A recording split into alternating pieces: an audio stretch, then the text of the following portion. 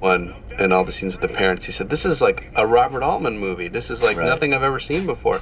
It felt like, I think part of what we so appreciated about Michael allowing that to happen in the movie was that you just didn't expect those characters to be in a giant robot movie. And it gave a reality and a truth and a kind of texture to the life of this kid. So we discovered an alien race today. All right, just talk about The Shot. We call it in this movie The Shot. And the reason why The Shot came about, New Year's, was watching Benjamin Button, My House in Miami. We went to an ice cream store because I had 12 people over. Couldn't find, the ice cream store was closed. We ended up going to a gas station. We started pulling out bonbons and whatnot out of their little ice chest there. And there were these 3 15-year-old, long-haired guys, teenagers, and one of them goes, hey, you're that dude that does that Transformer movie, huh? And I'm like, yeah. And he goes, wow, cool. And they were very shy. And I said, so you guys excited to see Transformers 2? And they go, yeah. And the three of them said it simultaneously. And I'm like, so what are you guys excited to see?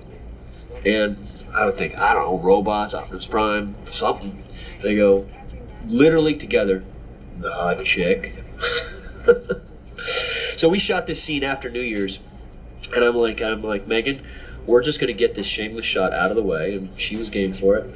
And then we're going to move on. We're going to pass all that up. And there you go. That's how we came up with The Shot. Theme, rite of passage, sort of, we all go through this, is when you leave, when you move, you're leaving people behind, you know. How many of us, raise your hand, have gone through that whole long-distance relationship bit? This is a play on that. Things that I think the most fun to write are these character moments between the two of them.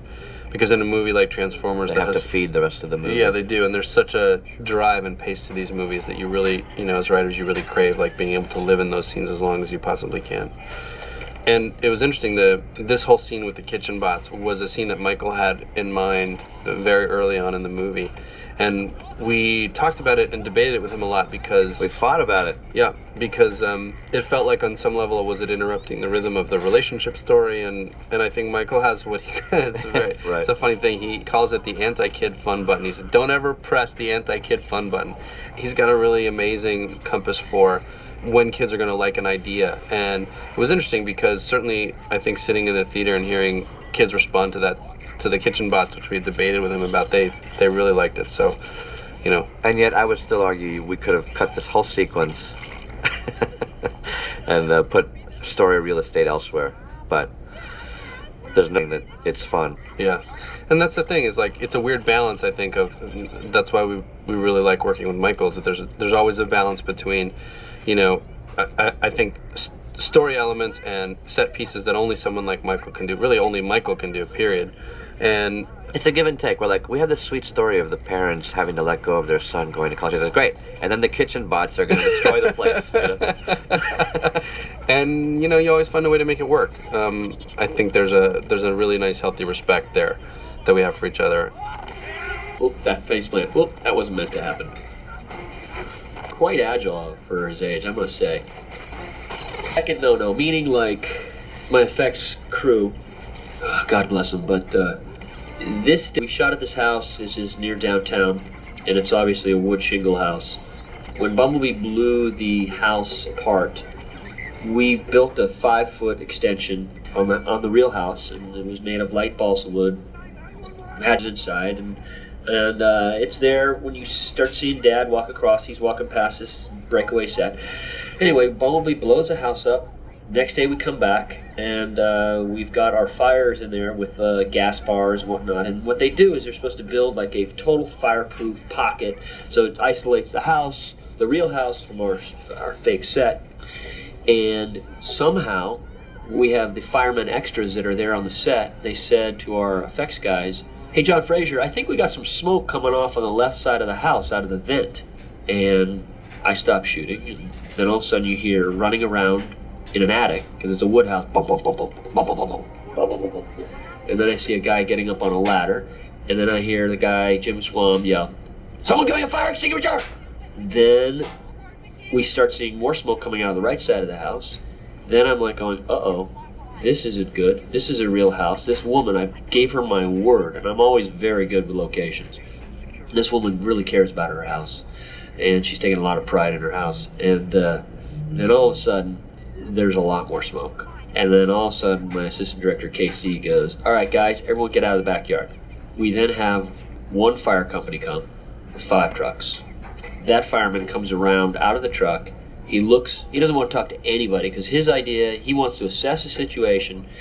And he comes around the corner and he sees his blown out house. So it looks like there was an explosion in the house, but he didn't know that was part of our set. So he thought something blew up. About 7 minutes later, we now have, I'm not kidding you, 27 LA Fire Department trucks there. It's like they call it a 5-bell fire, which means they have 5 gigantic fire departments there.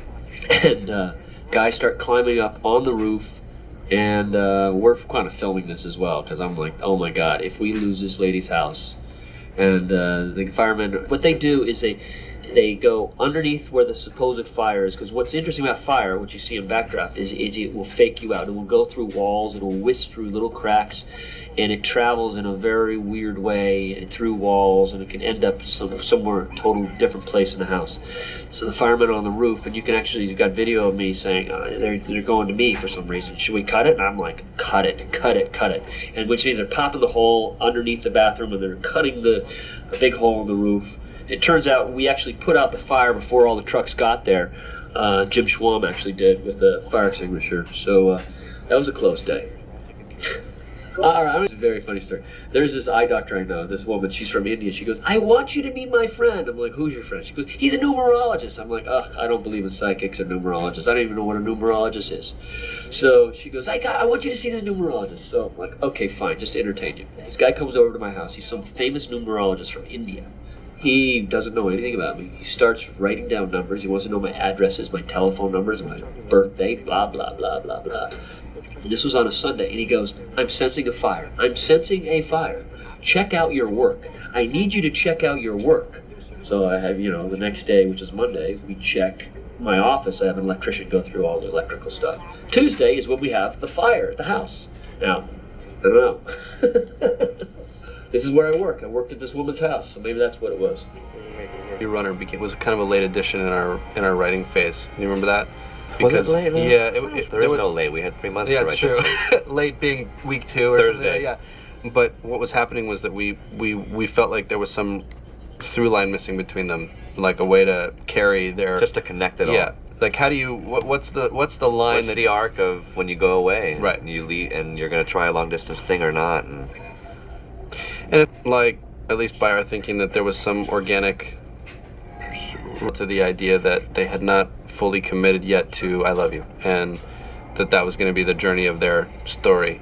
Well, and they're splitting, and he's going to be tempted in college, so we were heading in that direction. Yes, you need to establish kind of what it is that he stands to lose and what his temptation is going to be. Transformers, you can make a Transformer out of almost anything, any size, shape, and that's kind of the fun of it.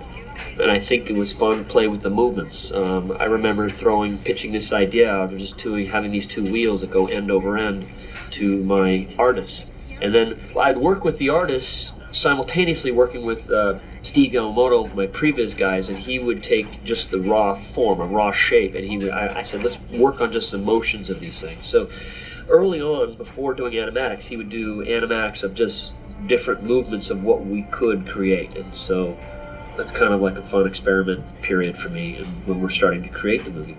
It's a little different than you would think a traditional movie. A traditional movie, you would think, okay, script, you've got the script, now let's work on the art, let's develop, and prep the movie. Whereas we knew we were going to shoot this movie, we had a date, I do it all at once. I start drawing the robots, and I start prevising stuff, so that it starts all 3 things at once, and it kind of helps feed the script. And what's interesting, without having a script, you can get artists to start from a raw blank page. You basically are a blank slate. You say, okay, let's start creating just interesting robots. There is no story right now, and it makes a much more free-form way to start creating the movie. So it helps inform the story. Once you give artists, and I had a team of I guess 15 artists, and then I had 3 previs guys. It's just a time to experiment for about 2.5 months, and then the story starts to form, and the writers can see different robots, and they hear my ideas of different action beats and ideas, and that